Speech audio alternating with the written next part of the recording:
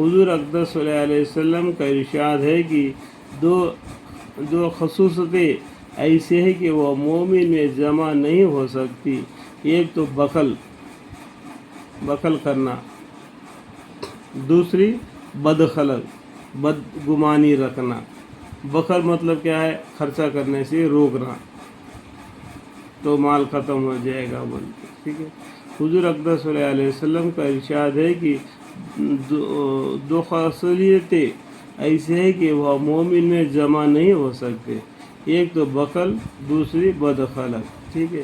اس کے بارے میں ارشاد ہے الگ سے، یعنی کوئی شخص مومن ہو کر بخل بھی ہو اور بدخلق بھی، یہ مومن کے شان ہرگز نہیں. ایسے شخص کو اپنے ایمان کی بڑی فکر چاہیے. خدا را خواست ایسا نہ ہو کہ اس سے ہاتھ دھو بیٹھے کہ جیسا ہر خرابی دوسری خرابی کو کھینچتی ہے، ایسے ہی ہر عیب دوسری عیب کو کھینچتا ہے.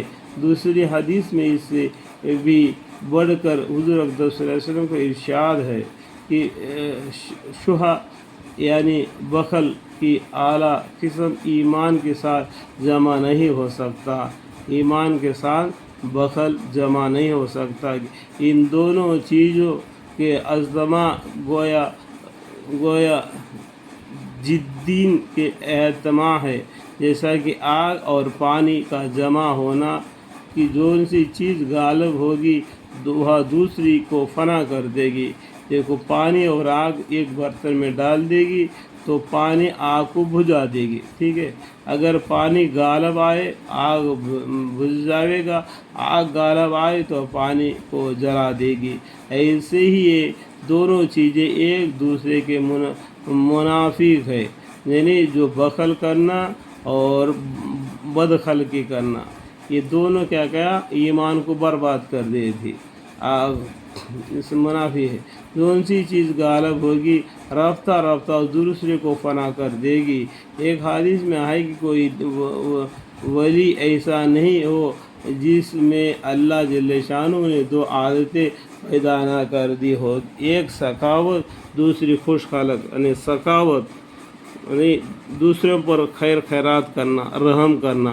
دوسری خوش خلقی، خوشی سے بات کرنا. کسی سے بھی بات کرو، مسلمان سے ہنستے ہوئے بات کرو. کوئی تکلیف ہو گئی تو اپنے دل میں دبا کے رکھو، لیکن دوسرے مسلمان سے ہاتھ ملا کے اچھی طریقے سے بات کرنا. دوسری حدیث میں کہ اللہ کے کوئی ولی ایسا نہیں ہے جو سخاوت کا عادی نہ بنایا گیا ہو. یعنی سخاوت اس کا اندر ہونا چاہیے. اور بہت ظاہری بات ہے کہ اگر اللہ جل شانہ سے تعلق اور محبت ہے تو اس کی مخلوق پر خرچہ کرنے کی بے اختیار دل چاہیے کہ محبوب کے عزیز و اقارب کی خاطر محبت کے لوازمات سے ہے. اور جب مخلوق اللہ کے عیال ہے تو ان پر خرچہ کرنے کا ولی کا دل ضرور چاہیے گا. اور اس کے عیال میں بھی جس کا تعلق اس کے ساتھ جتنا زیادہ قوی ہوگا اتنا ہی اس پر خرچہ کرنے کی زیادہ چاہے گا. اور اگر نہ چاہے تو معلوم ہوا کہ مال کی محبت اللہ کے محمد سے زیادہ ہے. اللہ تعالیٰ کے ساتھ محبت کا دعویٰ جھوٹا ہے. یعنی مال کے ساتھ محبت کرتا ہے تو اللہ کے ساتھ محبت کرنے میں دعویٰ جھوٹا ہے.